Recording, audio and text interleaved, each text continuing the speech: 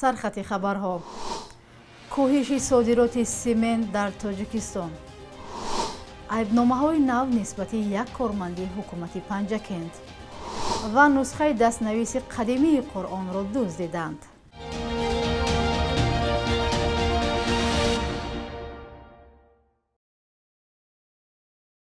салом бинандаҳои азиз, ба барномаи навидии бомдодӣ хуш омадед. имрӯз 17 август аст.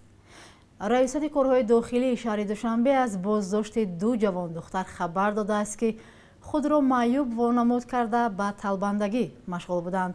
ба иттилои пулиси пойтахт, духтарони боздоштшуда аз 18 то 22 сол дошта сокини шаҳри Ваҳдат буданд. мақомот мегӯяд, онҳо ягон нуқси ҷисмонӣ надоранд, аммо барои ба даст овардани пул худро маълул нишон дода дар роҳҳои мошингард талбандагӣ мекарданд. ин духтарон баъди боздошту бозпурсӣ озод шуданд, аммо ҳушдор гирифтанд ки дар сурати такрори ин амал ба ҷавобгарӣ кашида мешаванд.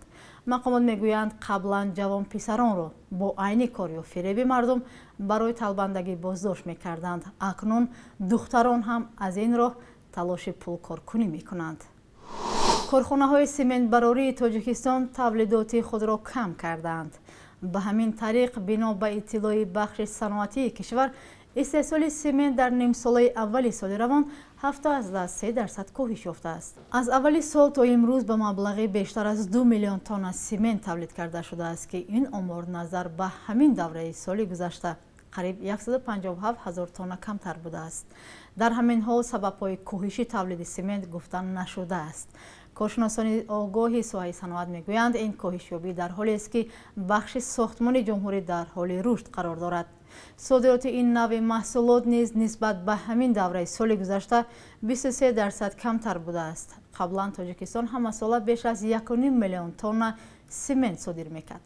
масъулияи сохтмонӣ асосан ба кишварҳои наздиктарин Афғонистон, Ӯзбекистон ва Қирғизистон содирот мешуд.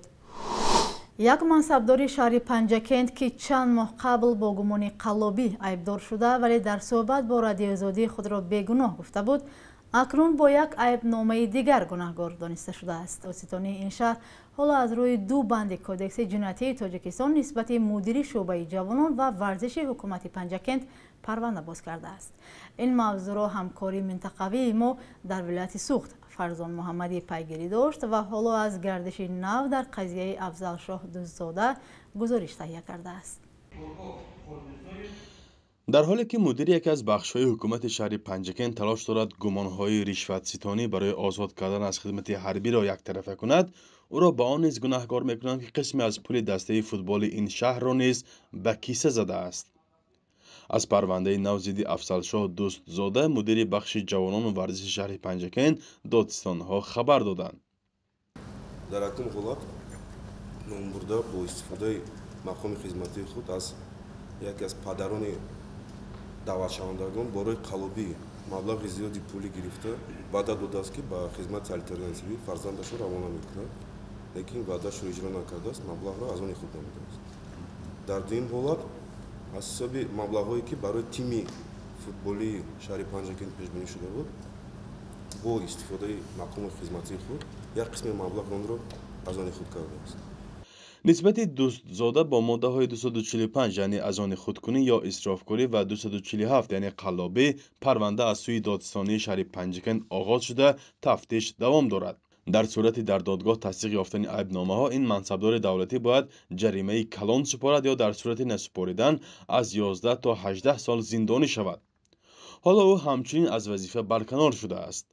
худи ӯ омода нашуд парвандаи дуввумро шарҳ диҳад. пештар зидди Афзалшоҳ Дуздзода бо гумони қаллобӣ парванда боз шуда буд. ҳодиса моҳҳои феврал-марти ҳамин сол рух додааст. бар зидди Дуздзода як сокини ҷамоати деҳоти Саразм ба мақомот шикоят бурда ва гуфтааст ки гумонбаршуда барои омода кардани билети ҳарбӣ тақрибан 28 000 сомонӣ маблағ гирифтааст. ҳамчунин хабари боздошт шуданаш низ расида буд. он вақт Дуздзода дар суҳбати телефонӣ бо радиоозодӣ гуфт ки ҳеҷ кас ӯро боздошт накардааст ва танҳо вай дар ин ҳодиса гумонбар дониста мешавад. аз ҳукумати шаҳри Панҷакент ва раёсати ҷавонону варзиши вилояти Суғд ҳам қаблан гуфта буданд ки Дуздзода аз мақомаш барканор нашудааст. дар шарҳи ин воқеа Афзалшоҳ мегӯяд, нафарони ба қавли ӯ гӯё шикоят бурда пайвандонаш ҳастанд ва байни мақомоту онҳо нофаҳмие рух додааст.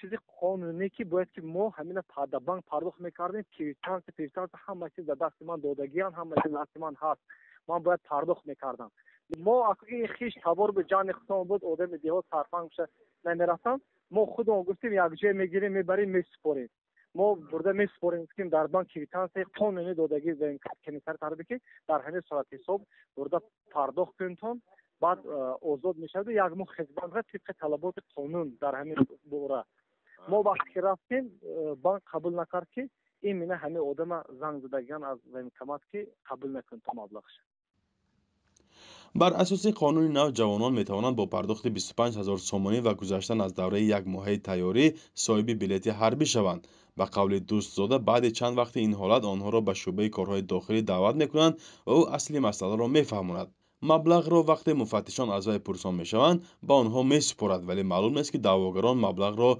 بازپس گرفتند یا نه. در همین حال دوستزاده آماده نشد درباره عیبنامه نو شرح بدهد.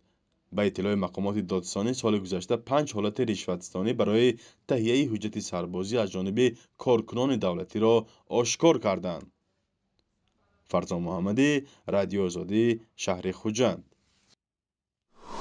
نسخه دستنویسی قدیم کتاب قرآن را از یک زیارتگاه ناحیه چهارتاق ولایت نمنگان ازبکستان دزدیدند. در رئیست پلیس نمنگان گفتند که حادثه شب 9 بعد 10 اوگوست رخ داده است. شخصان نامعلوم نسخه دستنویسی قرآن را که در زیارتگاه سلطان اویس قرنی در محله بلیکول نگهداری میشد دزدیده به سمت نامعلوم غیب زدند.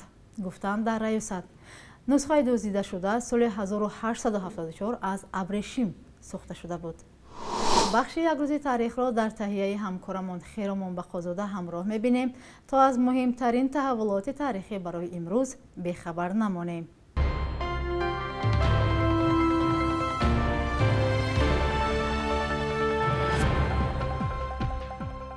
17 августи соли 2018 як пажӯҳиш нишон дод ки даромади ширкатҳои мухобироти тоҷикистон дар 5 соли гузашта аз 600 то 300 миллион доллар кам шудааст. дахолати давлат ба кори онҳо андозбандии шадид ва таъсири таҳримҳои русия ба даромади муҳоҷирони тоҷик омилҳои асосии ин ҳолат унвон шуданд. 17 августи соли 2017 бист созмони ҷамъиятии тоҷикистон аз истифодаи васеи ангиштсанг дар саноати кишвар ҳушдор доданд ва гуфтанд ки ин сӯзишворӣ дар асл монеи рушди иқтисоди сабз ё аз ҷиҳати экологӣ безарар мешавад. буҳрони энержии тоҷикистон мақомотро водор кард ки кори аксар корхонаҳои саноатии кишварро бо ангишт бароҳмонад. 17 августи соли 1936 зодрӯзи нависандаи русзабони тоҷик Темур Зулфиқоров аст. муаллифи бозгашти хоҷа Насриддин Элфи Марҷонӣ ва даҳо асару филмномаҳои дигар дар омезиши таҳаввулоти таърихиву муосир аз нақши инсон ва рисолати он баҳс мекунад. мунаққидон Зулфиқоровро дарвеш ва ҳакиме меноманд ки азиятҳои дунёро ба дӯши худ гирифта ба инсону ҳакимони давр ҷомаи муҳаббат ва адолат мепӯшонад.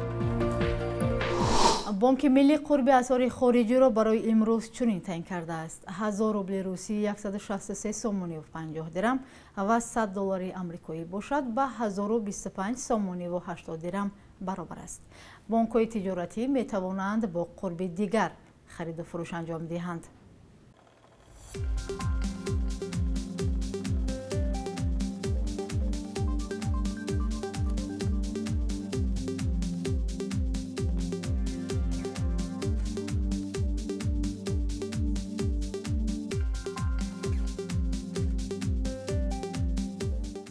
بینندگان عزیز، شما برنامه نویدی بامدادی را تماشا کردید. اطلاعی نو را می توانید بعد از چند ساعت در برنامه سرخط و اخباری رادیو آزادی ببینید.